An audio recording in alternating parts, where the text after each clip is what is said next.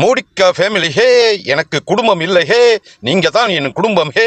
என தேர்தல் பிரச்சாரம் மேற்கொள்கிறார் பிரதமர் மோடி அவர்கள். 10 ஆண்டுகள் ஆட்சியை நிறைவு செய்துவிட்டு தேர்தல் பிரச்சாரம் மேற்கொண்ட முன்னாள் பிரதமர் மன்மோகன் சிங் அவர்களும் 10வது ஆண்டை ஆண்டு கொண்டிருக்கும் பிரதமர் மோடி அவர்களும் இருவரும் தேர்தல் பிரச்சாரமும் எப்படி இருக்கிறது என பார்ப்போம். 2014 திரு மன்மோகன் சிங் அவர்கள் தமிழ்நாட்டில் தேர்தல் பரப்புரையில் தமிழ் மொழிக்கு செம்மொழி வழங்கினா, சென்னையில இருந்து நாகர்கோவில் வரைக்கும் 4 வழிச்சாலை அமைத்து கொடுத்தோம், நம்ம உளுந்தூர்பேட்டையில இருந்து கோயம்புத்தூர் வரைக்கும் 4 வழிச்சாலை அமைச்சு கொடுத்தோம், திருச்சி முதல்